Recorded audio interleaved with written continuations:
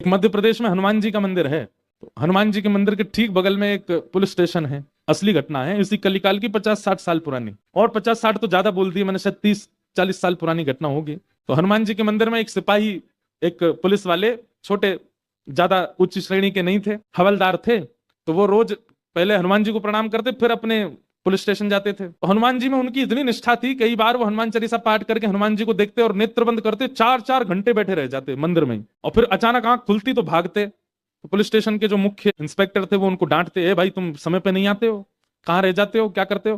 वो बोले मैं हनुमान जी के मंदिर में बैठा रह जाता हूँ बगल में, आज तो मैं सुबह ही जाता हूँ, पर मैं क्या, बोले भक्ति वक्ति करनी है तो वर्दी उतारो, उसी में लगे रहो। बहुत डांट पड़ने लगी। एक दिन तो लास्ट वार्निंग दे दी, बोले कल से अगर तुमने एक भी दिन ऐसा किया तो तुमको हम निकाल देंगे। लेकिन बेचारे रोज हनुमान जी के पास आते, हनुमान जी के प्रति उनका कोई संबंध था, या तो भाई मानते थे या कुछ मित्र मानते, कुछ मानते थे।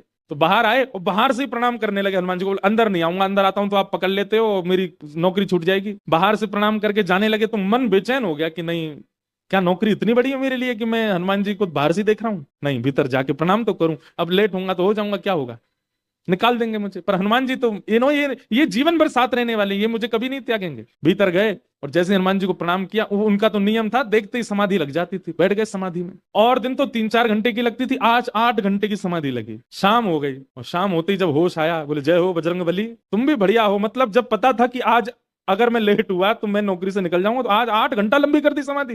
अब शायद आप ही चाहते हैं कि मैं छोड़ छाड़ दूं नौकरी, ठीक है मैं जाता हूं अभी। अब वो मुझे डांट करके निकालें उससे पहले मैं ही निवेदन कर दूंगा, भाई मुझसे नहीं हो पाएगा।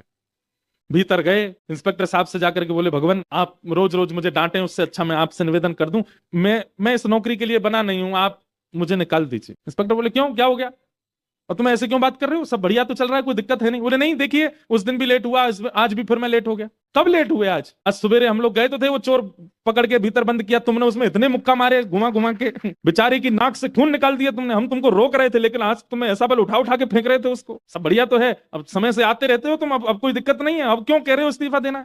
बोले मैं कहाँ गया आपके साथ, मैं तो आज अभी आया हूँ पुलिस स्टेशन। तो बाकी सबको, अरे देखो ये क्या, ये पागल हो गया, भांग वांग खा के आया है। अरे भाई हम सब आज सवेरे, हमको फोन आया, हम लोग कहीं गए थे पकड़ने, एक चोर को पकड़ के लाए, तुमने उसमें बड़ी पिटाई लगाई, हम सब साक्षी हैं। उसके हाथ पैर कांपने लगे। बोले भगवान, मैं सौगंध खा के कहता हूँ अपने परिवार की कि मैं सुबह आया था, तब से मंदिर में ही बैठा हूं, मैं आया ही नहीं हूँ अभी यहाँ नौकरी, मैंने ज्वाइनिंग ही अभी शाम को करी है।